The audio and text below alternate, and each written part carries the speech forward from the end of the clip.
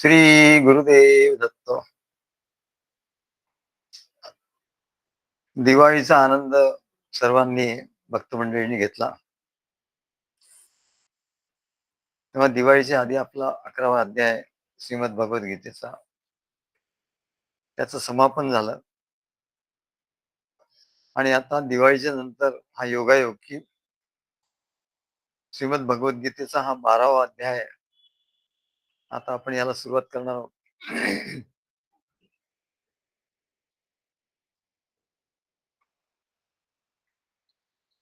तेव्हा आता यातला पहिला श्लोक आहे 12व्या अध्यायातला. 12वा अध्याय हा भक्तियोग म्हणून भक्तियोग नावाचा अध्याय आहे. यात भक्तीचं हे वर्णन केलेलं आहे की भक्ती म्हणजे काय, त्याच्याबद्दल भगवान सांगतात. तेव्हा अर्जुन विचारतो, अर्जुनाच्या प्रश्नाने या अध्यायाची सुरुवात होते. अर्जुन उवाच एवं सततयुक्ता ये भक्तास्त्वां पर्युपासते ये चापक्षरमव्यक्तं तेषां के योगवित्तमः.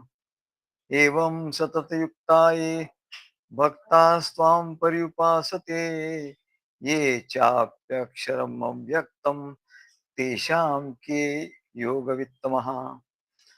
तेव्हा अर्जुन आधीच्या अध्यायामध्ये अर्जुनाला भगवंतांनी सांगितलं की माझं विश्वरूप हे अत्यंत श्रेष्ठ आहे.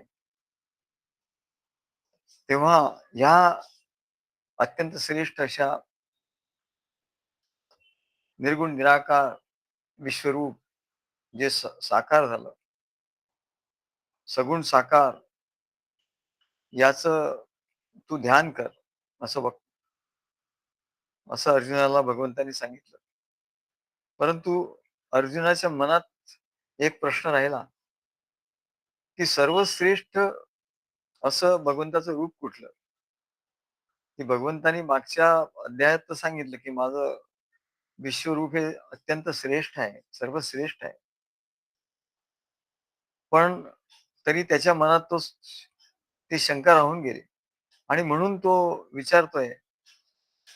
त्याला भीती वाटली त्या रूपाची आणि जिथे भीती असते तिथे प्रेम नसतं. ज्या ठिकाणी भीती वाटते त्या ठिकाणी प्रेम नसतं. म्हणजे आदर असतो तिथे प्रेम असतं. पण जिथे भीती असते तिथे प्रेम नसतं. आणि म्हणून अर्जुनाच्या मनात अशी शंका यायला लागली की भगवंताला काय सांगायचं. निश्चितपणे कुठल्या रूपाचं त्याचं ध्यान करायचं आहे. तेव्हा तो प्रश्न विचारतो अर्जुन, एवं सततयुक्ता ये भक्तास्त्वां पर्युपासते ये चापक्षरमव्यक्तं तेषां के योगवित्तमा. की अशा प्रकारे सततयुक्ता म्हणजे निरंतर जे तुला समर्पित आहेत असे जे भक्त आहेत, ज्यांनी तुला सर्व समर्पित केलेलं आहे आणि ती तुझी उपासना करतात, आराधना करतात, भक्ती करतात, असे तुझे भक्त आहेत. आणि दुसरे जे आहेत की ते तुझ्या अविनाशी अक्षर अव्यक्त निर्गुण निराकार अशा तुझ्या रूपाची, अशा तुझ्या स्वरूपाची ते आराधना करतात. तर याच्यापैकी योग वित्त महा असा शब्द वापरलाय. योग वित्त महा, तुला योगात अत्यंत पारंगत, योग वित्त महा म्हणजे योगामध्ये, योग विद्येमध्ये अत्यंत पारंगत असे कोण आहेत. या दोघांपैकी पहिले म्हणजे भक्त आहेत जे निरंतर तुझी आराधना करतात प्रेमाने भक्तीने. आणि दुसरे जे आहेत तुझ्या अविनाशी अक्षर आणि अव्यक्त अशा स्वरूपाची आराधना करतात. अशा हे दोघे योगी आहेत. पण याच्यामध्ये योग वित्तम सर्वात श्रेष्ठ असे योगी कोण आहेत असं अर्जुनाने विचारलं. तेव्हा तुझ्या सगुण रूपाचं नामस्मरण, ध्यान, भजन असं तुझे भक्त करीत असतात. आणि त्या योगाने तुझ्या सगुण रूपाशी एकरूप ते होतात. ते एकरूप होतात ते भक्त. तुझी उपासना करतात. आणि जे तुझ्या अविनाशी अक्षर, निर्गुण, निराकार, ब्रह्मस्वरूप अशा विश्वरूपाची उपासना करतात.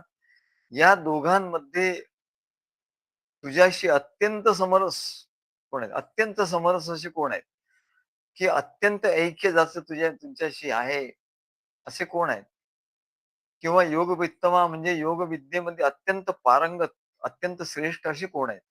असं अर्जुन भगवंताला विचारतो.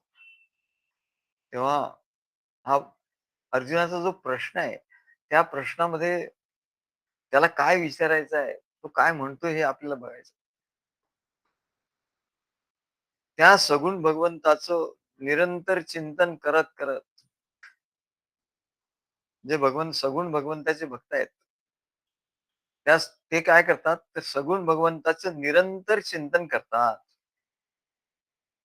निरंतर चिंतन करतात म्हणजे ते त्याच्या रूपाचं ध्यान करतात आणि त्यांनी जो बोध सांगितलाय,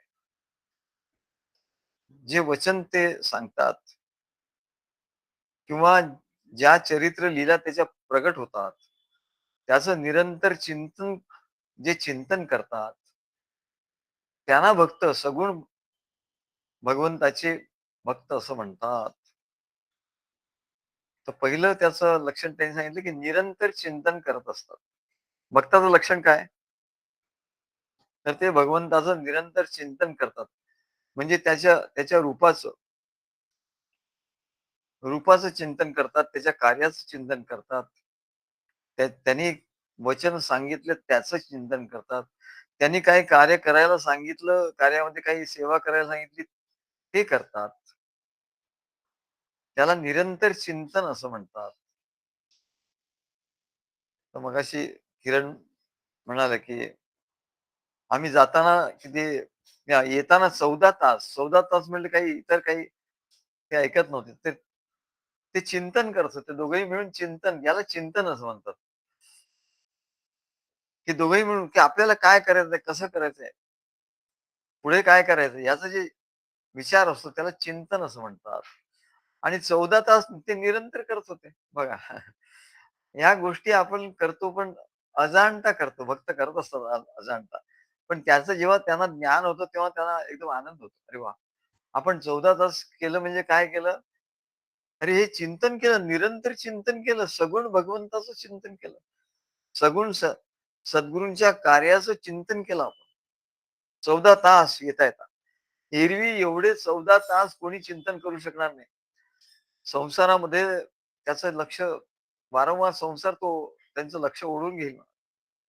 त्याला चिंतन करू देणारच नाही. परंतु हे कसं संभव होतं? कसं होतं सहजपणे 14 तास कोणाला म्हटलं, "आता 14 तास तू चिंतन कर." आता कोणीच करू शकणार नाही. 14 तास तू समाधी लाव तर कोणी 14 समाधी लावू शकणार नाही. पण 14 तास भक्त भक्तच हे करू शकतात म्हणाले. आणि म्हणूनच भक्तांना श्रेष्ठ असं सांगितलं. हे भक्त श्रेष्ठ काय आहेत? तर ते 14 तास येताना हेच चिंतन करत होते, की आता काय करायचं? कसं करायचं? चव्हाण आणि किरण मुळे त्या गाडीमध्ये म्हणले काही त्यांनी गाणी लावली नाही, काही नाही. त्यांना काही कंटाळा आला नाही, काही आला नाही. असं का होतं? काय होतं त्यांच्या ठिकाणी, की त्यांना हे अशा इतर गोष्टी काही कराव्याशा वाटल्या नाही. इतर संसाराबद्दल बोलावसं वाटलं नाही. इतर व्यवहाराबद्दल बोलावसं वाटलं नाही. परंतु सद्गुरूंनी जे काम दिलं होतं, कार्य दिलं होतं, त्याच्याबद्दलच ते चिंतन करत आहे आणि त्यांना माहिती नाही की आपण चिंतन करतोय म्हणून. म्हणजे भक्ती मार्गाचे हेच तर सौंदर्य आहे म्हणा. हेच तर गूढ आहे, की ते माहिती नाही त्यांना. पण ते होऊन जातं म्हणा. ते करतात आणि ज्ञानी लोक नुसतं ज्ञान सांगतात, चिंतन केलं पाहिजे, चिंतन केलं पाहिजे. पण त्यांच्याकडून चिंतन घडू शकत नाही. पण सद्गुरूंचं आणि सद्गुरू कार्याचं महात्म्य हेच आहे म्हणा, की तिथे या सर्व गोष्टीचा अनुभव घेता येतो. मग ते 14 तास जे आले, त्यात त्यांनी चिंतन केलं. जे काही केलं ते सगुण भगवंताच्या सगुण कार्याचं चिंतन केलं. आणि हे कार्य भगवंताचं आहे, दत्तगुरूंचं कार्य आहे. तेव्हा त्या दत्तगुरूंच्या कार्याचं त्यांनी चिंतन केलं. म्हणजे एक-एक शब्द किती महत्वाचा आहे.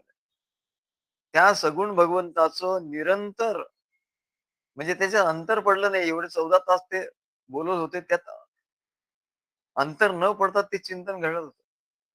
करीत निरंतर चिंतन करीत आणि नंतरचा जो मुद्दा आहे तो काय आहे म्हणा, दृढ श्रद्धा आणि प्रेमपूर्वक निरंतर चिंतन करतात. पण कसं करतात? तर दृढ श्रद्धेने करतात, की सद्गुरूंच्या वरची जी श्रद्धा आहे, त्या श्रद्धेने ते चिंतन करतात, की सद्गुरूंनी जायला सांगितलं. त्याच्याप्रमाणे ते काही किंतु परंतु न करता, की त्यांनी विचारून घेतलं. शंका विचारून घेतल्या. त्यांनाही शंका आली, पण त्यांनी विचारून घेतली. मग आम्ही जेव्हा त्यांना सांगितलं, की कशाकरता तुम्हाला जायचंय? काय उद्देश आहे? मग त्यांना ते पटलं आणि त्यांनी दृढ श्रद्धा, आपली श्रद्धा दृढ केली. म्हणजे श्रद्धा दृढ केली म्हणजे काय? तर संशय आपले सगळे काढून टाकले. सगळे संशय निघून गेल्यानंतर पूर्णपणे त्यांचा निर्धार झाला. त्याला श्रद्धा असं म्हणतात. दृढ श्रद्धा आणि परमप्रेमपूर्वक आणि सद्गुरूंनी सांगितलं म्हणून त्यांच्या प्रेमासाठी आपण जातोय. हा त्यांच्या ठिकाणी भाव होता. दृढ श्रद्धा, परमप्रेमपूर्वक आणि निष्काम भावाने आम्ही त्यांना काही आल्यावर काही त्यांना देणार होतो का? हे या पैसे एवढे त्यांनी आपलेच पैसे खर्च केले. काय त्यांनी आपलेच पैसे खर्च केले. जाण्या-येण्याचं काय हे असेल, आपल्या गाडीने गेले. आपल्याच पैसे खर्च करून त्यांनी तिकडे अल्पोपहार केला, हे केलं. सर्व काही आणि ते याला निष्काम भाव असतो. त्याच्यात त्यांची काही कामना, वासना काही नव्हती. तेव्हा निष्काम भावाचाही अनुभव या कार्यामध्येच येतो. सद्गुरूंचं कार्य का महत्वाचं आहे? दत्तगुरूंचं कार्य हे महत्वाचं काय आहे?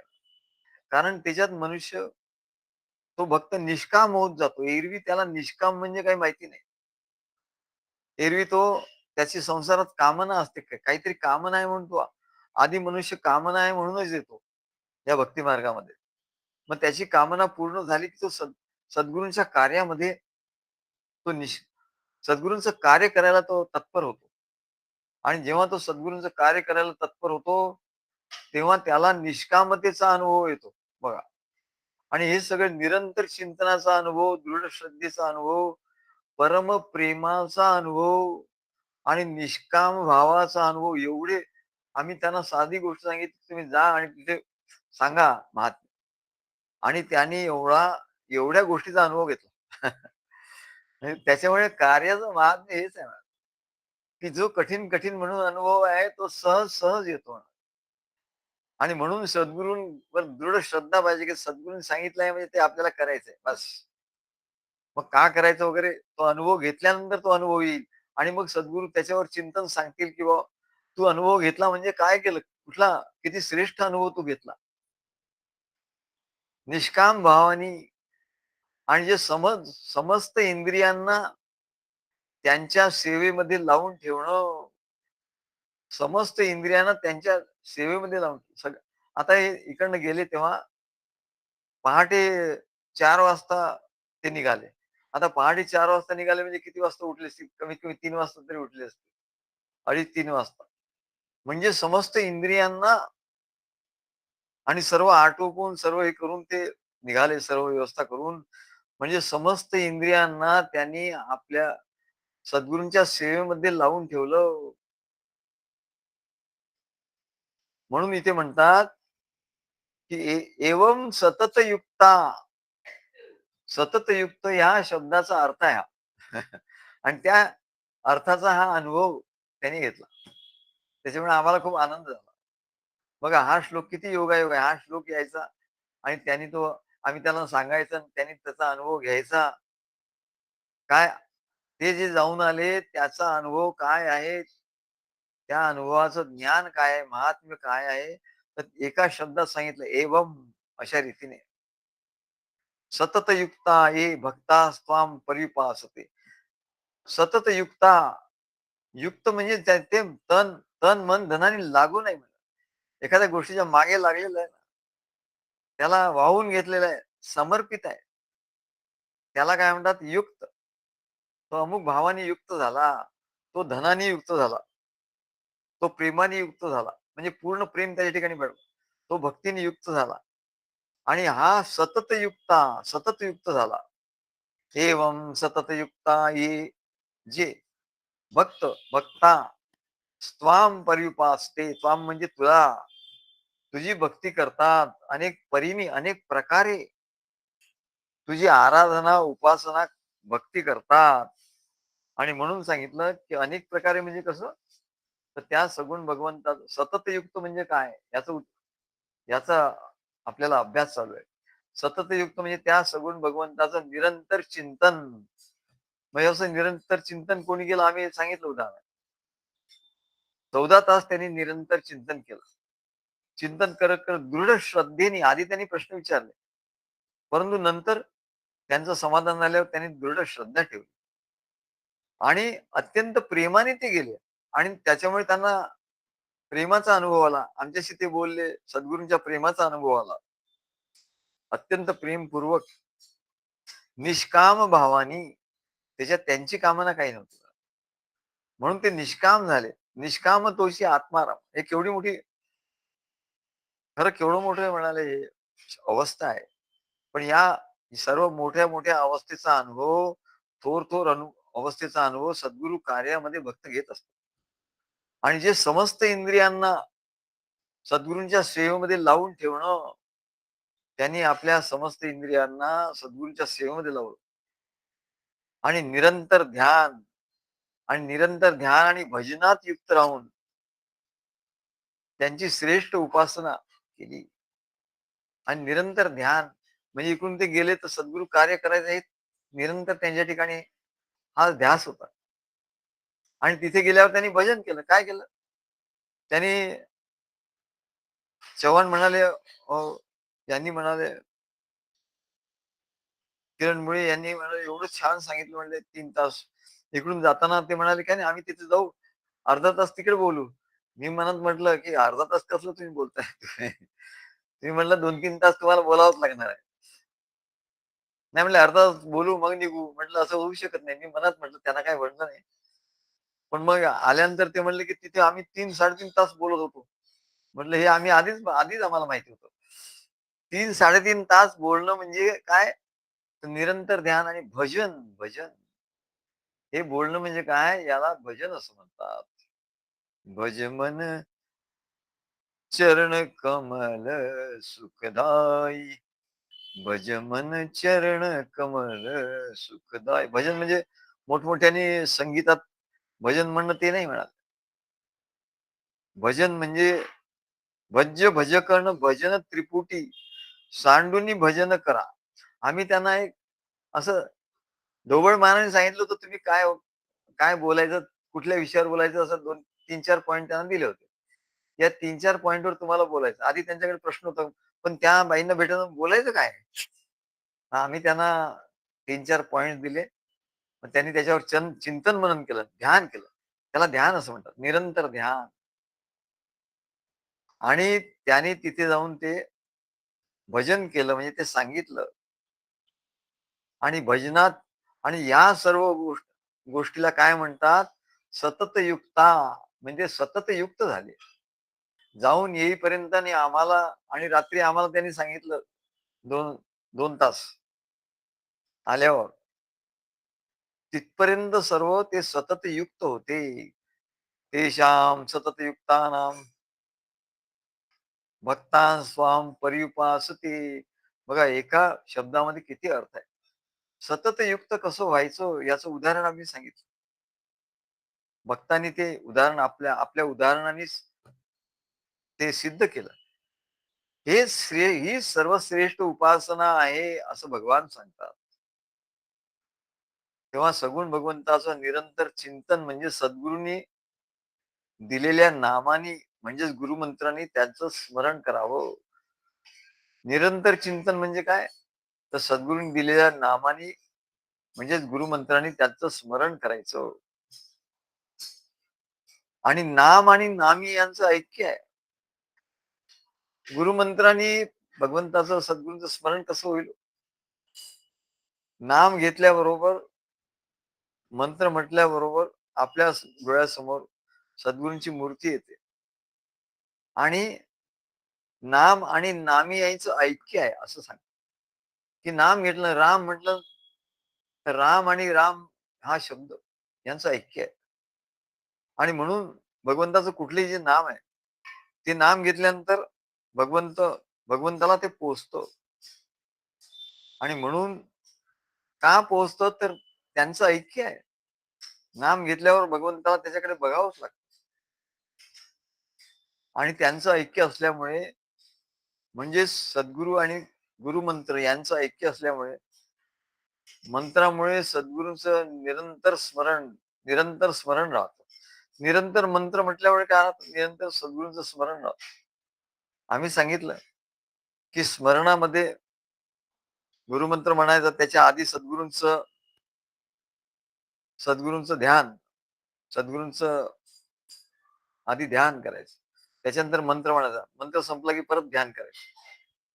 तेव्हा याला निरंतर स्मरण असं म्हणतात.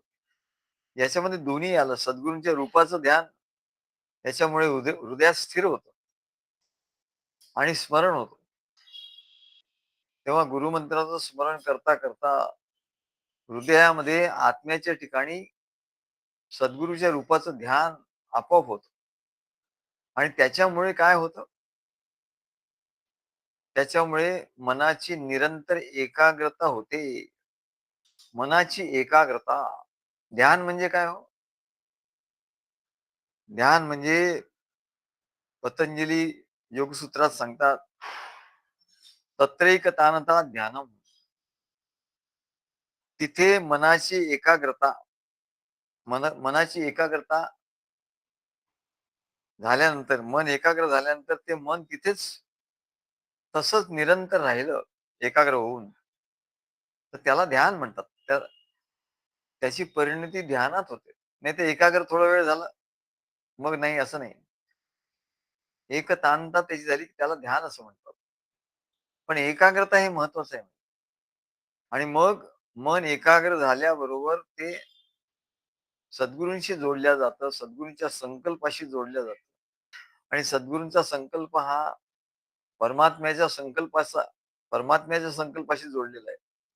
आणि म्हणून भक्ताचा ध्यास हा भक्ताचं मन हे त्या भगवंताच्या संकल्पाशी जोडलं जातं. आणि आत्मा हा सुख स्वरूप आहे, आनंद स्वरूप आहे. त्याच्यामुळे आत्मसुख किंवा आत्मानंद प्राप्त होतो. आत्मानंद कसा प्राप्त होईल हो? तर सद्गुरूंच्या ठिकाणी परमात्म्याचा संकल्प आहे आणि ते तो प्रगट करतात, की तुम्ही आता असं करा, इकडे जा, तिकडे जा, हा संकल्प. आणि त्याच्याशी भक्त म्हणतात, आपलं मन जोडून घेतात. आधी काही त्यांना शंका येत असतील, पण त्या दूर केल्यावर ते मन त्यांचं त्याच्याशी जोडलं जातं, सद्गुरूंच्या संकल्पाशी. आणि सद्गुरूंच्या संकल्पाशी जोडलं जातं म्हणजे आत्म्याशी जोडलं जातं. आणि आत्मा हा सुख स्वरूप आहे. प्रेमतेचे सुखरूप आणि आनंद स्वरूप आहे. त्याच्यामुळे आत्मसुख किंवा आत्मानंद प्राप्त होतो किंवा आत्मानंदाच्या प्राप्तीचा मार्ग हा असाच आहे. आणि या परमसुख भोगता भोगता सद्गुरूंच्या ठिकाणी परमप्रेम निर्माण होतो. परमात्म्याच्या ठिकाणी, सद्गुरूंच्या ठिकाणी परमप्रेम निर्माण होतो. आणि म्हणून म्हणतात भक्तिसूत्रात, सात्व अस्मिन परमप्रेम रूपा अमृत स्वरूपाच्यो. सा म्हणजे ती भक्ती म्हणजे काय? अस्मिन परमप्रेम रूपा. ते परमप्रेम रूप आहे. म्हणजे परमप्रेम कसं प्राप्त होतं? परमात्म्याचा संकल्प सद्गुरूंच्या ठिकाणी येतो. आणि सद्गुरूंचा संकल्पाशी आपलं मन प्रेमाने भक्त जोडतात आणि त्याचं कार्य करतात. त्यांनी त्यांना अनुभव येतो आणि त्याच्यामुळे त्यांचं प्रेम सद्गुरूंच्या वरचं वाढतं आणि ते परमप्रेम रूपाचा त्यांना अनुभव येतो, की ते अमृत स्वरूप आहे आणि त्यांची भक्ती घडते. मग ती भक्ती परमप्रेम रूप आणि अमृत स्वरूप म्हणजे अमृताप्रमाणे गोड आणि स्वादिष्ट होते. म्हणून त्यांनी ते पद म्हटलं,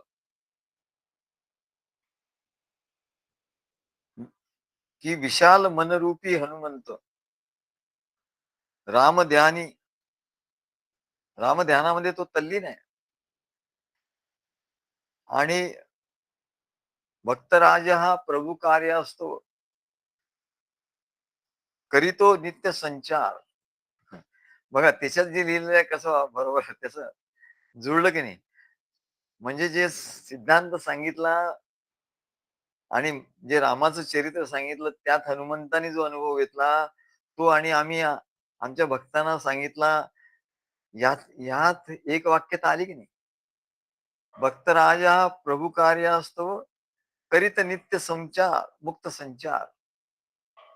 प्रभू कार्य असतो, संचार केला पाहिजे म्हणजे नाहीतर अनुभव नाही येणार. नुसतं श्रवणात सर्वच पाहिजे म्हणजे श्रवण पाहिजे, ज्ञान पाहिजे. श्रवणातून ज्ञान, प्रेम, भक्ती, ज्ञान प्राप्त होतं. आणि त्याच्या प्रमाणे सद्गुरूंनी कार्य सांगितलं, की त्याच्यात तो अनुभव येतो. जे प्रेम, भक्ती, ज्ञान जे सांगितलं, जे श्रवण केलं त्याचा अनुभव कार्यामध्ये येतो आणि म्हणून कार्य खूप महत्वाचं आहे. तेव्हा आम्हाला महाराज सांगायचे, "अरे अमुक करा." आम्ही विचारलं, "पण असं पणगीन काही नाही." ते लगेच हे सांगा, "पणगीन काय?" आम्ही म्हणतच नव्हतो, पण त्यांना एक थोडंसं वाटलं. ते म्हणले, "ते विचारायचं नाही. तुम्ही आधी करा. आधी काम करून घ्या, मग तुम्ही अनुभव घ्या." तेव्हा याला परमप्रेमाचा अनुभव असं म्हणतात आणि तो अमृत स्वरूप आहे. आता बघा, योग्यांना काय अनुभव येतो आणि भक्तांना काय अनुभव येतो? नामामृत गोडी भक्तासी लाधली, योगिया साधली जीवन कळा. म्हणजे दोन्ही अमृतच आहे म्हणाले.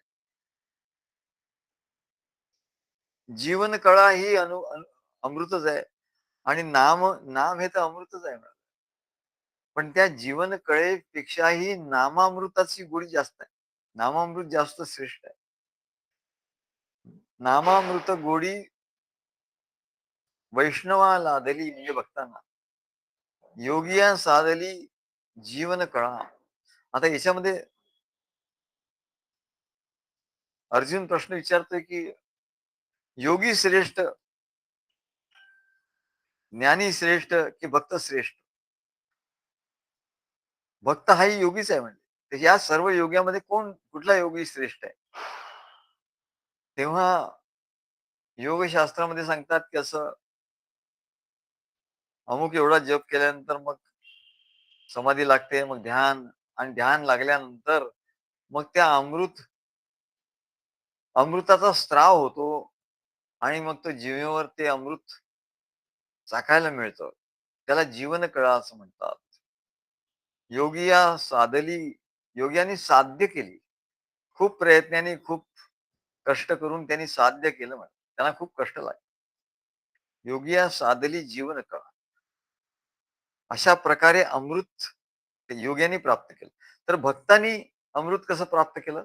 भक्तांनी त्याच्यापेक्षा श्रेष्ठ अमृत प्राप्त केलं. कसं? नामामृत गोडी वैष्णवाला दिली. नामामृताची गोडी. नाम हे अमृत आहे म्हणा. नामाची गोडी त्यांनी कशी साध्य केली, की सद्गुरूंनी त्याला जे नाम दिलं आणि त्यांना त्याचा अनुभव घेण्यासाठी कार्याची जोड दिली आणि जेव्हा त्यांना त्या कार्यात अनुभव आला त्याचा, तेव्हा ती अधिक जास्त गोडी त्यांना प्राप्त झाली. तेव्हा हे परमप्रेम हे गुणरहित आहे. गुणरहितम, कामनारहितम. ते कामनारहित झाले. त्यांना परमप्रेम प्राप्त झाले कशावरून? कारण त्यांना कामना रहित झाले. कारण ते येताना म्हणाले दोघंही, की आता आपण आपली एकच कामना आहे म्हणलं. आता आपण काय करायचं? दर शनिवारी आपण जायचं, निघायचं आणि आपण भेटायचं लोकांना आणि त्यांना हे महात्म्य सांगायचं. म्हणजे कीर्तन करायचं या महात्म्याचं. मग ही त्यांच्या ठिकाणी कामना आली. ही कामना आली म्हणजे एरवी ते शनिवार, रविवार जर कुठे सांसारिक गोष्टीसाठी घालवत असतील, तर त्याला कामना असं म्हणतात. कामना सहित झालं असतं. पण आता सद्गुरूंच्या कार्यासाठी आहे म्हटलं म्हणजे कामना रहित झाले, गुणरहित झाले. म्हणजे सत्व, रज, तम तिन्ही गुण त्यांचे गेले. सत्व, रज, तम तिन्ही गुण त्यांच्या ठिकाणी नाही आता. कारण सद्गुरू कार्यामध्ये सत्व, रज, तम गुणच नाहीत. ते कार्य गुणरहित आहे. त्रिगुणात्मक आहे, पण त्रिगुणरहित करणार आहे. गुणरहित आणि कामनारहित असल्यामुळे ते सत्व, रज, तम याच्या दोषाने लिप्त होत नाही आणि ते प्रेम शुद्ध राहतं भक्ताचं आणि म्हणून त्याला परमप्रेम असं म्हटलं जातं. आणि त्याच्यामुळे भक्ताला निष्कामता येते आणि निष्कामतेची आत्माराम. अरे आत किती सोपं आहे म्हणा. तुला अशा निष्कामता आली, की तू आत्माराम होण्याकडे तुझं सुरू झालं म्हणे प्रवास. मग तो प्रवास कसा सुरू झाला? तर सद्गुरूंच्या कार्यासाठी तू प्रवास केला. हं, काय सोपं आहे म्हणलं. सद्गुरूंच्या कार्यासाठी प्रवासाला निघाला, की तुला निष्कामता आपोआप यायला लागली. तू निष्काम झाला, की तुला निष्कामतोची आत्माराम. आत्मारामाचा अनुभव हळू यायला लागला. हे या कार्याचं महात्म्य आहे. मन निष्काम झाल्यामुळे ते आत्मारामात विश्रांती घे. मन निष्काम झालं की काय करतो? जसा मनुष्य थकला, भागला, की तो काय करतो? तो आधी कॉटवर जाऊन झोपणार थोडा वेळ. आता मी झोपतो असं म्हणतो. आता मी जरा विश्रांती घेतो असं म्हणतो. तसं मन निष्काम झालं. मनाला आता काही काम नाहीये. तेव्हा मन सुद्धा विश्रांती घ्यायला जातं. मग ते कुठे विश्रांती घेतं? मन विश्रांतीसाठी कुठे जातं? तर मन हे विश्रांतीसाठी निजधामात जातं. म्हणजे आत्मारामामध्ये ते मन जातं. मनाला जेव्हा विश्रांती घ्यायची असते, तेव्हा ते मन आत्मारामामध्ये जातं आणि ते आत्मारामामध्ये कसं कसं जातं? ते जेव्हा निष्काम होतं तेव्हा. निष्काम होतं तेव्हा त्याला विश्रांतीची आवश्यकता असते. नाहीतर सारखं काम करत असतं. सारखं मन धावपळ या संसारात करत असतं. सारखं चंचल त्याच्या त्याच्या ठिकाणी. सारखे विचार येत असतात. विचारामागून विचार, विचारामागून विचार येत असतात. कधीच मन रिकामं राहत नाही म्हणा. तेव्हा मन जेव्हा निष्काम होतं, मन व्हॅक्यूम आता काही विचार नाहीये आणि ते निष्काम कशामुळे होतं? तर सद्गुरूंचं काम जेव्हा ते करतं. हम तो करते है राम का काम. रामाचं काम केलं की ते मन निष्काम होतं आणि ते निष्काम झालं की विश्रांती घ्यायला जातं आणि विश्रांती घ्यायला ते कुठे जातं? त्याला वाटलं आता विश्रांती घ्यायची की ते आत्मारामातच जातं. बघा किती सहज, सहज जातं आणि म्हणून त्याला आत्मारामाचा अनुभव येतो, सहज येतो. असे सद्गुरूंचं कार्य एवढं दत्तगुरूंचं कार्य एवढं महात्म्य याच्यात आहे ना, हे कोणाला समजत नाही. ते ध्यान, धारणा, समाधी अरे काही नाही. त्यांनी काही अनुभव येणार नाही आणि त्याला दीर्घकाळ आणि एवढे कष्ट लागतील आणि तरी तो अनुभव येणार नाही. तो अनुभव भक्त इथे पटकन घेऊन जातो आणि आता मन जरी निष्काम झालं, तरी इंद्रिय मात्र सक्रिय राहतात. मन निष्काम मनाने विश्रांती घेतली, तरी म्हणून काही डोळे पाहत नाही, कान ऐकत नाही असं नाही. हात काम करत नाही, पाय चालत नाही असं नाही म्हणत. तर ती इंद्रिय पुन्हा विषयात संसारात जाण्याची शक्यता असते. मन तिथे जाऊन विश्रांती घेत आहे. पण जर यदाकदाचित इंद्रिय तर सक्रिय आहेत, तेव्हा ते परत विषयात जाऊ शकतात.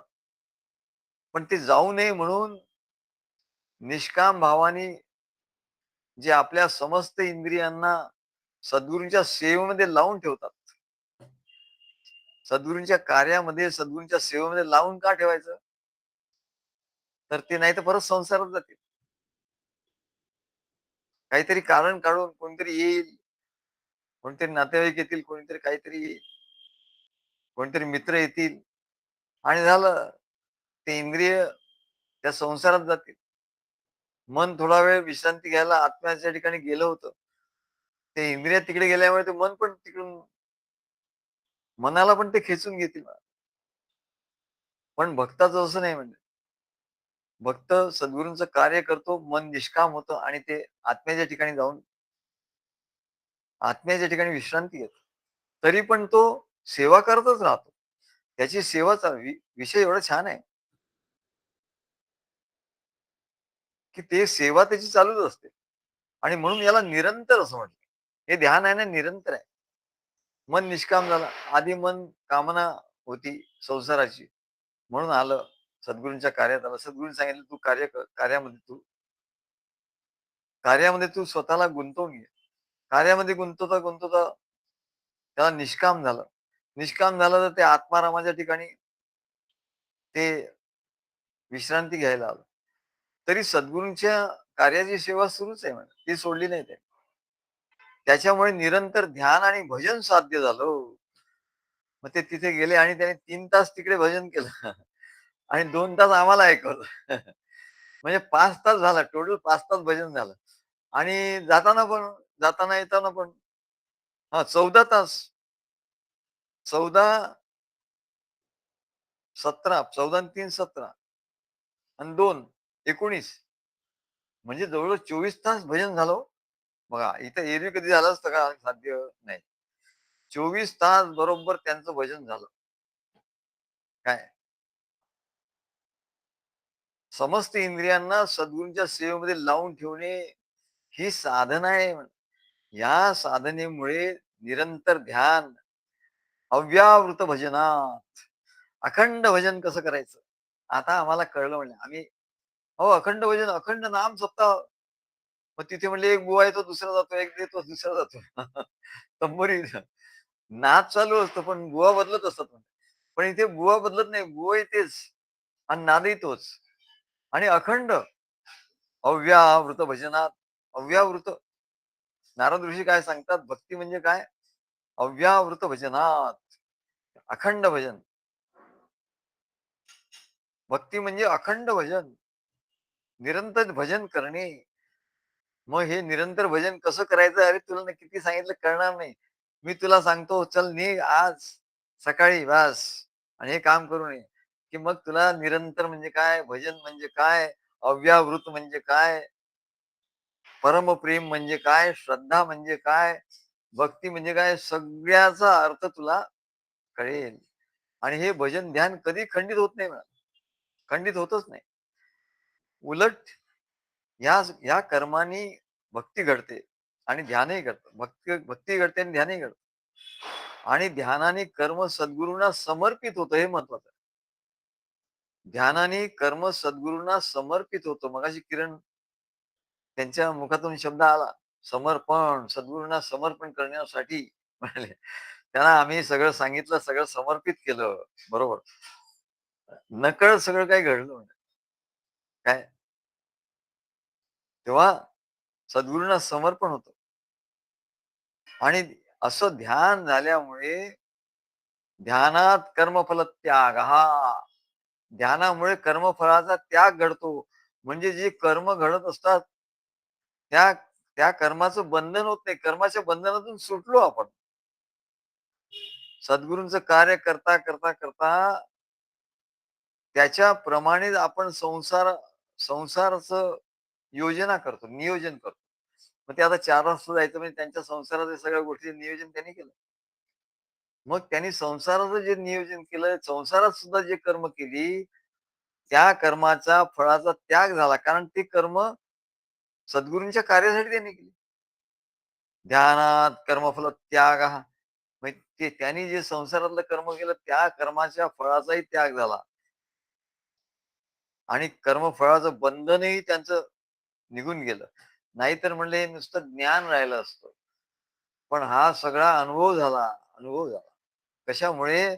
तर दत्तगुरूंच्या कार्यामुळे इतर ठिकाणी नुसतं ज्ञान आहे, नुसतं योग आहे, नुसतं ध्यान आहे, पण कार्य नाहीये. कार्यात शिष्याला अनुभव नाहीये. प्रत्यक्ष त्याला त्याचा अनुभव नाही. तर काही उपयोग नाही. पण याच्यात प्रत्येक शब्दाचा अर्थ, त्याचा अर्थ आणि त्याचं ज्ञान आणि त्याचं ध्यान आणि त्याचं अनुभव, प्रत्यक्ष अनुभव त्याला होतो. ध्यानात कर्मफल त्याग हा. त्यांनी कर्मफलाचा त्याग केला. आधी 2 दिवसापासून ते सगळं आपलं जीवनातली कर्म त्या अनुषंगाने सद्गुरूंनी सांगितलेल्या जे प्लॅनिंग आहे, त्याच्याप्रमाणे त्यांनी ते सर्व जीवनातली कर्म त्यांनी त्याचं नियोजन केलं. म्हणजेच काय, हे ध्यान झालं आणि त्या ध्यानामुळे कर्मफळाचा त्याग झाला. त्यांच्या जीवनातल्या कर्मांचा फळाचाही त्याग झाला. कर्माचं बंधन नष्ट झालं आणि त्यामुळे काय होतं, ध्यानात कर्मफल त्यागा, त्यागात शांतीर अनंतरम. आणि त्या त्याग झाल्यामुळे ते म्हणाले ना, समर्पण झालं आणि त्याच्यामुळे त्यागात शांतीर अनंतरम अनंतरम, त्या परमशांतीचा अनुभव आला. परमशांतीचा अनुभव असा एका नुसत्या सद्गुरूंनी सांगितलेल्या प्रमाणे त्यांचं कार्य केलं, त्याचा अनुभव, त्या एका अनुभवात एवढा अनुभव आहे. गीतेचा या श्लोकाचा सर्व अनुभव त्यांनी घेतला हो. मला आश्चर्य वाटलं. आम्ही नाही गेलो, आम्ही जाणार होतो. आम्ही त्यांना म्हणलो, तुम्ही जा. काय? मग आम्हाला मोठं आश्चर्य वाटतं का त्या सगळ्या याचा अनुभव त्यांनी घेतला. पण अशा दृष्टीने जेव्हा तो सद्गुरूंचं कार्य करतो ना, तेव्हा त्याला हळू असा अनुभव यायला लागतो आणि तोच खरा अनुभव घेऊन जातो. आता आम्ही महाराजांच्या कार्यामध्ये असाच अनुभव घेतला. एवढ्या वर्ष काय केलं आम्ही, की आम्ही त्यांनी सांगितलं ते ते कार्य करायचं आणि त्याच्याप्रमाणे आपलं जीवन आखायचं. तर हा अनुभव घेतल्यामुळे या प्रत्येक शब्दाचा अर्थ काय आहे तो अनुभवाने सार्थ झाला. नाहीतर नुसतं ज्ञान पुस्तकात पुष्कळ आहे म्हणा. परमशांतीचा अनुभव येतो आणि त्या नित्य वाढणाऱ्या परमप्रेमामुळे, आणि हे परमप्रेम नित्य वाढत जातं. जसं जसं अनुभव येत जातो तसं तसं प्रेम वाढत जातं. प्रेम वाढता वाढता अनुभव येत जातो. आणि असं करता करता प्रतिक्षणम वर्धमानम, प्रत्येक क्षणाला ते वाढत जातं प्रेम. आणि भक्ताचं हृदय व्यापक होतं. आधी कोतं हृदय असतं. आधी भक्त येतो, तो कोणी येतो या, आम्ही त्याला सांगतो, "अरे ये." तो म्हणतो, "पण काय मला उपयोग होणार आहे याचा?" "अरे तुला काय दुःख आहे ते सांग." "नाही," म्हणले, "आजच आम्ही एकाशी बोलत होतो." तो म्हणला, मी येऊ शकत नाही कारण म्हणले माझ्यावर खूप कर्ज आहे." "असं का?" म्हटलं. "कर्ज आहे म्हणे, मग तर तू ये," म्हटलं. "तुझं कर्ज-बिर्ज सगळं निघून जाईल." "बरं," म्हटलं, "कर्ज कशामुळे झालं रे?" तर तो म्हणाला, "मी त्या काय फायनान्स फायनान्स मार्केट जे असतं, शेअर्स, याच्यामध्ये ट्रेडिंग करत होतो आणि ट्रेडिंग केल्यामुळे माझ्यावर एवढं कर्ज झालं." म्हणलं, "किती झालं?" म्हणले, 25,00,000. बापरे! 25,00,000 कर्ज झालं. म्हणून आम्ही आमच्या भक्तांना सांगतो, रिफ्रेन फ्रॉम धिस. काय, ह्या ह्याच्यापासून तुम्ही दूर राहा बाबांनो. काय, अशी आमच्याकडे एक नाही, 100 उदाहरणं आहेत, की ज्यांच्यावर एवढे, कोणावर 40,00,000. आम्ही ज्यांच्याकडे प्रवचन करायला जातो, त्यांच्यावर 2 कोटीचं कर्ज होतं आणि त्याच्यामुळे एक दिवस आम्ही आम्ही गेलो आणि तिथे प्रवचन करायचं, तर त्यांच्या अ, हिरानंदानी त्यांच्या ब्लॉकवर बँकेचं नोटीस लागलेली. नेहमीच्या ह्याच्याप्रमाणे आम्ही गेलो त्यांच्याकडे प्रवचन करायला. तर बघितलं तर दार बंद होतं. आता दार बंदच असतं. पण बघितलं तर त्याच्यावर नोटीस लागली होती बँकेची. की ही प्रॉपर्टी आता बँकेने हे केलेली आहे म्हणून, सील केली आहे. अरे बापरे! काय करायचं? मग आम्ही त्यांना फोन केला. तो म्हणाले, आणि ते काय करत होते, हिरानंदानी त्यांनी एवढा मोठा ब्लॉक घेतला होता. केवढा म्हणजे प्रचंड, म्हणजे त्याची कल्पना नाही करता येत आपल्याला. अहो, त्यांची गॅलरी म्हणजे आपल्या हॉलपेक्षा मोठी गॅलरी. त्याची गॅलरी म्हणजेच एवढा मोठा हॉल, आणि हॉल तर विचारूच नका. हॉल तर एवढा मोठा होता. जवळ 200-250 लोकं त्याच्यात बसू शकत होते. स्वयंपाकघर केवढं केवढं मोठं हे आणि पैसे कमावले कसे म्हणाले, तर शेअर मार्केटमध्ये त्यांनी तोच त्यांचा त्यांना नोकरीवर काही नाही. तोच त्यांचा व्यवसाय होता. असं करता-करता पैसे कमावता-कमावता त्यांनी तो फ्लॅट घेतला हिरानंदानी आणि फार चांगले होते गृहस्थ. सर्व काही आम्ही तिथे गेल्यानंतर सर्व खर्च ते करायचे. प्रसाद आणायचे, सगळं काय करायचे. सर्व कार्यक्रमाचा पूर्ण खर्च करायचे सगळं. पण एक दिवस असं झालं, आम्ही त्यांना म्हणत होतो, "अहो हे करू नका, हे सोडा म्हटलं कधीतरी तुम्हाला प्रॉब्लेम होईल." पण त्याने ऐकलं नाही आणि त्याच्यामुळे काय ते एक दिवस असं झालं. पण त्याच्यातही त्यांनी आम्हाला मदत मागितली. आम्ही थोडी फायनान्शियल मदतही त्यांना केली, जेवढं आम्हाला शक्य होतं तेवढं. आणि त्यांना सांगितलं कसं याच्यातून हळू तुम्हाला बाहेर पडता येईल. त्याच्याप्रमाणे ते मग हळू बाहेर पडले. तेव्हा तो म्हणाला, की एवढं म्हणलं, "अरे एवढं कसं काय?" तर मग म्हणलं, "याच्यावर एकच उपाय आहे. तू इकडे लवकरात लवकर ये" म्हटलं. "म्हणजे तुझं हे लवकरात लवकर होईल. नाहीतर तू असं कितीही प्रयत्न केला, तर एवढं मोठं कर्ज तुझं काही फिटणार नाही. काही शक्यता नाही." तेव्हा कर्माचं बंधन होतं म्हणा. का? तर तो आपल्या भक्ती मार्गात येतो काहीतरी आपल्या जीवनाचं काहीतरी प्रश्न त्याचे सुटावेत म्हणून तो येतो आधी. असं होता त्याच्या कामना सगळ्या पूर्ण होतात आणि मग काही कामना नाही राहत. तो निष्काम होतो. निष्कामतोची आत्माराम. त्याचं हृदय व्यापक होतं. कार्यामुळे काय होतं त्याचं हृदय व्यापक होतं. अरे आपल्याला मिळालं ते इतरांना आपण द्यायचं. आमच्या सद्गुरूने आम्हाला एवढं दिलं. आम्हाला असं वाटतं अरे सगळ्यांना हे मिळालं पाहिजे. तसंच भक्ताची वृत्ती व्हायला लागते हळू आणि म्हणून चव्हाण आणि किरणमुळे त्यांनी चिंतन केलं येताना, की आता आपण कशा रीतीने लोकांपर्यंत हे पोहोचवलं पाहिजे सद्गुरूंचं. सर्वांना कसं मिळालं पाहिजे. याच्यामुळे काय होतं, मन व्यापक होतं. नाहीतर मन छोटं होऊन राहतं म्हणलं. मन व्यापक झालं तर व्यापक ईश्वराचा अनुभव येईल. नाहीतर कसं येणार आहे? म्हणून आम्ही ते हे केलेलं होतं, काव्य केलेलं होतं. सिर खाली खाली पडा, रीते कुंभ समान. कुंभ में जल तुरत भरे, वैसे सिर में ज्ञान. सिर खाली खाली पडा. लोकांना हल्ली काय सांगायला लागलं ज्ञान, तर त्यांना एवढं ज्ञान असतं, ते आपलं ज्ञान सांगायला लागतात. नाही का? किरण मुळे म्हणाले, "आम्ही सांगत होतो एवढं, तर कोणतरी गृहस्थ आले, ते आपलं ज्ञान सांगायला लागले." पण त्यांच्या ज्ञानाला काही उपयोग नाही. त्यांच्या ज्ञानाचा त्यांना काही उपयोग आणि इतरांना नाही काही उपयोग. सिर खाली खाली पडा, रीते कुंभ समान. कुंभ में जल तुरत भरे, वैसे सिर में ज्ञान. जसा एखादा माठ असेल, कुंभ असेल, तो रिकामा आहे. तो पाण्यात बुडवला की नदीच्या पूर्ण भरतो. पटापट पाणी त्याच्यात भरलं जातं. तसं म्हणले सगळं डोकं तिसरा मजला, वरचा मजला जो आहे, तो सगळ्यांचा रिकामा असतो आणि म्हणून त्याच्यामध्ये सगळं ज्ञान आणि आता या मोबाईलमुळे, YouTubeमुळे सगळं ज्ञान सगळीकडे ज्ञान झालंय आणि ते त्याच्या डोक्यात भरलं जातं. तसं परत पटापट भरतं ज्ञान.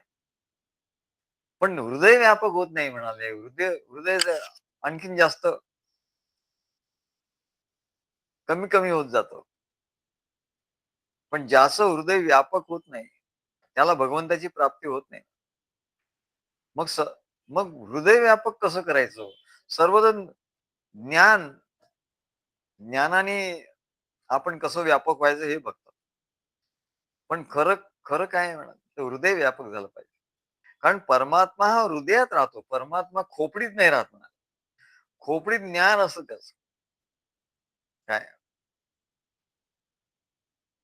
पण सगळ्यांचं खोपडीतच सगळं जातं आणि हृदय काहीच नाही, हृदय रिकामं राहतं.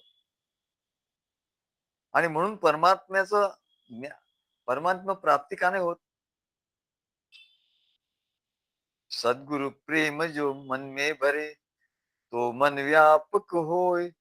जिसका मन व्यापक हुआ, ईश्वर उसी का होय. की ज्याचं सद्गुरूंचं जे प्रेम आहे, ते मनात भरता भरता भरता सद्गुरूंचं सद्गुरूंचं सगुण ईश्वराचं प्रेम मनात भरता भरता भरता मन व्यापक व्हायला लागलं. आणि ज्याचं मन व्यापक झालं, खोपडी व्यापक नाही होऊ शकत. खोपडी आहे तेवढीच होऊ शकत. बुद्धी व्यापक नाही होऊ शकत. बुद्धीला मर्यादा आहे. पण हृदय व्यापक होतं, मन व्यापक होतं, विश्व मौन होतं. तेव्हा मन व्यापक होतं. मनामध्ये जेव्हा प्रेम भरलं जातं, तेव्हा मन व्यापक होतं. सद्गुरु प्रेम जो मन में भरे, तो मन व्यापक होय. जिसका मन व्यापक हुआ, ईश्वर उसी का होय. याचं मन व्यापक झालं, हृदय व्यापक झालं, त्याला भगवंताची प्राप्ती होते. ज्याचं हृदय सिकुडा मन छोटा भया, कहा बडा हो पाय. त्याचं मन स्वार्थी जे मन असतं म्हणाले, तो आपल्या स्वार्थापुरतच बघतो. माझ्या जीवनात काय झालं पाहिजे, बस एवढंच तो बघतो. अरे तुझ्या जीवनात सगळं होईल म्हणा. तुझ्या कार्यात आला तुझ्या जीवनात तो विचार सोड, नाही तर तुझं मन सिकुडा मन छोटा भया, तुझं मन एवढंच होऊन राहील म्हणा. तुझं मन व्यापक झालं पाहिजे, तर त्याच्यात परमेश्वराचा अनुभव येईल. तू आपल्या संसाराचा विचार, आपल्या याचा विचार मर्यादेविषयी जास्त करू नको.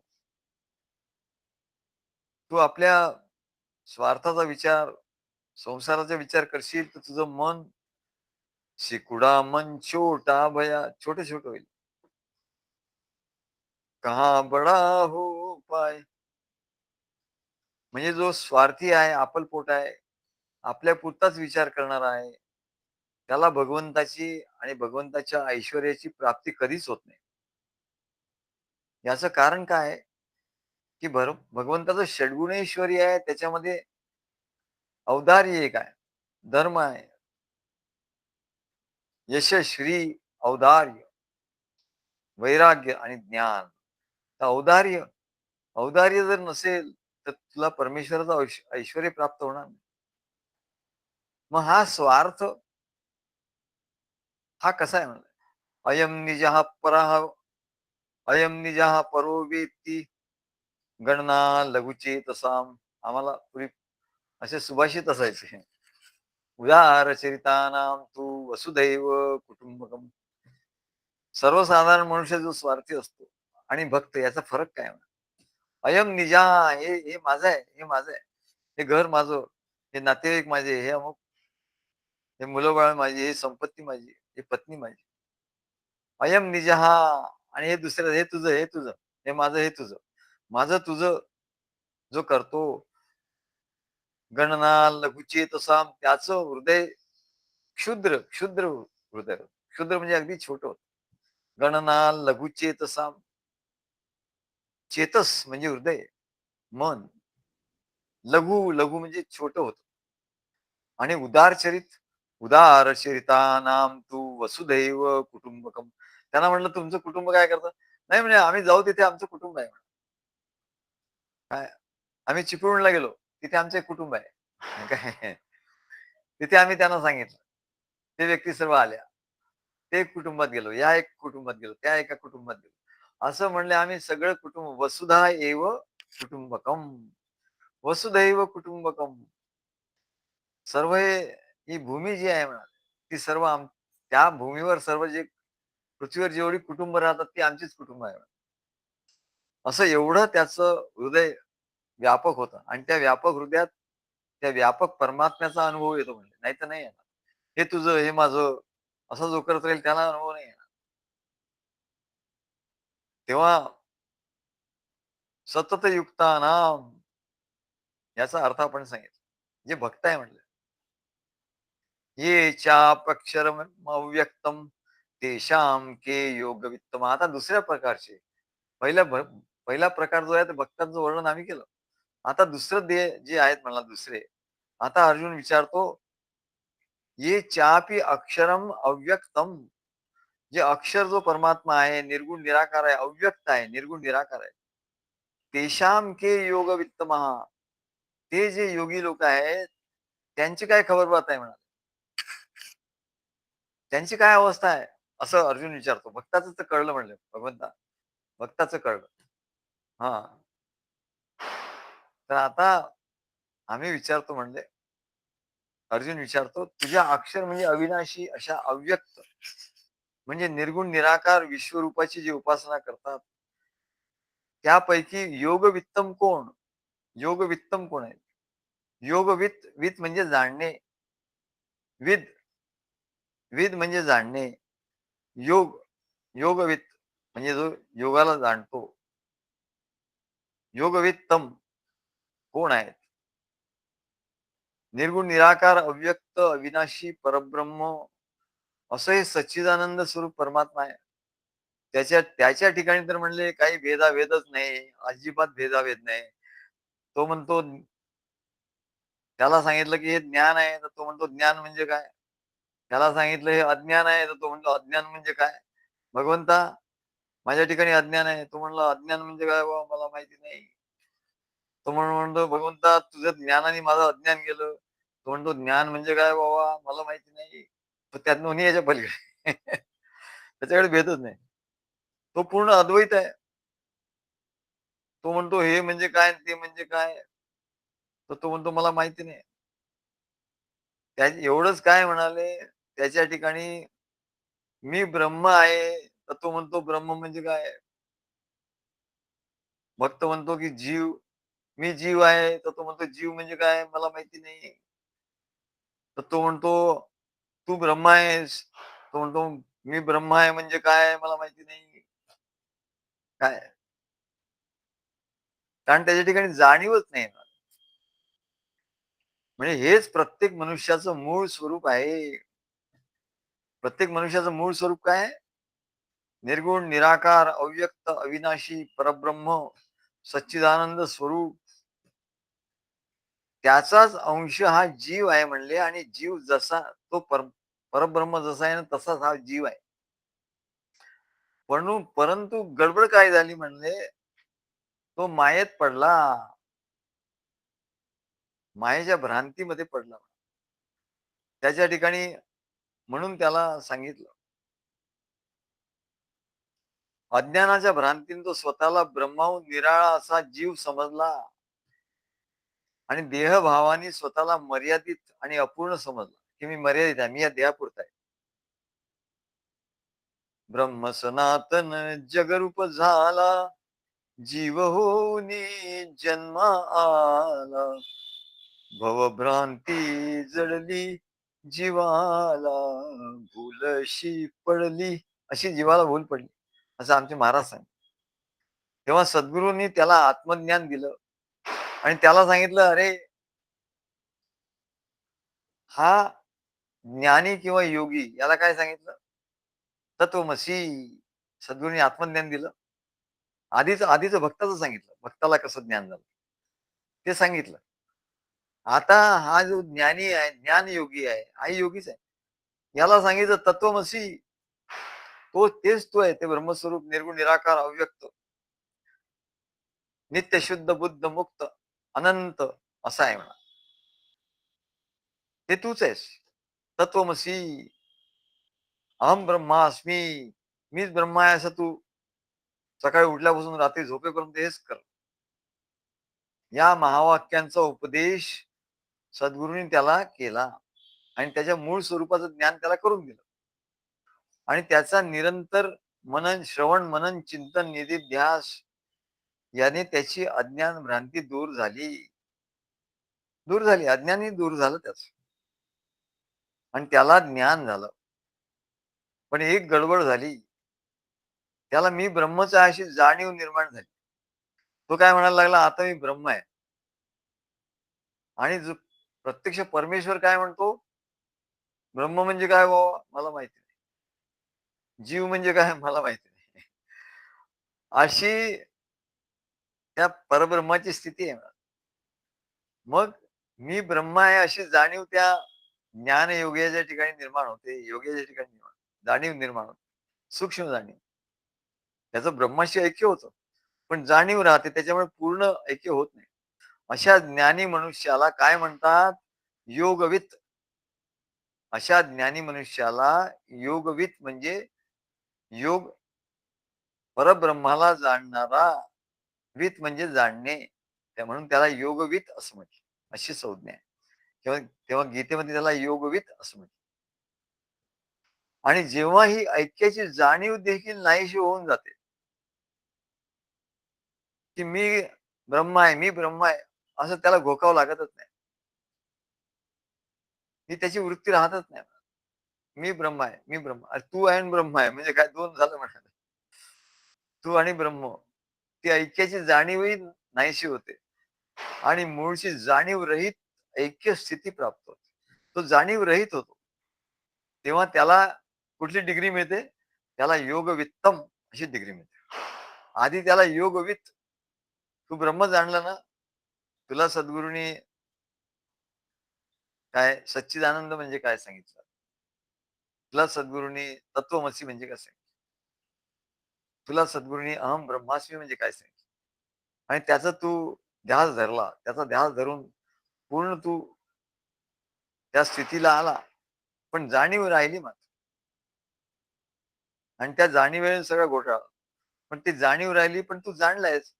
म्हणून तुला योगवित असं म्हणतात. आणि जेव्हा जाणीव रहित ऐक्य स्थिती होईल, म्हणजे तुला जाणीवही राहणार नाही, की मी ब्रह्म आहे अशी. तेव्हा त्याला योगवित्तम अशी डिग्री आहे. योगवित्तम अशी उपाधी मिळते, असे म्हणतात. आणि म्हणून या श्लोकामध्ये भगवंतांनी सांगितलं योगवित्तमहा असं म्हटलं. अशा रीतीने भगवंताचं सगुण साकार श्रीकृष्ण रूप ही परब्रह्माच्या ब्रह्मानंदाची मूर्तीच आहे. जसं अर्जुनाने विचारलं, की सगुण श्रीकृष्ण रूपी परब्रह्माच्या ब्रह्मानंदाची मूर्ती आहे का? परमप्रेमाची मूर्ती आहे. ती सगुण प्रेम भक्तीने प्राप्त होते आणि निर्गुण निराकार ब्रह्मरूप, अविनाशी, विश्वरूप किंवा अव्यक्त स्वरूप हे ब्रह्माच्या चैतन्याचा नामरूपात्मक विलास आहे. आणि त्याची प्राप्ती कशाने होते? ज्ञानयोगाने होते. परंतु ज्ञान झाल्यानंतर म्हणजे योगवित झाल्यानंतर त्याला भगवंताची प्रेम भक्ती करावीच लागते. नुसतं ज्ञान घेऊन नाही चालत बाबा. तुला ज्ञान झालं आता. सद्गुरूंकडे ज्ञान झालं. सर्व ज्ञान तुला झालं. हां. वाह! वाह! छान झालं. तू योगवित झाला. पण आता योगवित्तम झाला पाहिजे तुला. आता पोस्ट ग्रॅज्युएट डिग्री घेतली पाहिजे किंवा पी डिग्री घेतली पाहिजे. योगवित्तम. तर तुला भगवंताची सद्गुरूची प्रेम भक्ती करावीच लागणार, करावीच लागणार, करावीच लागणार.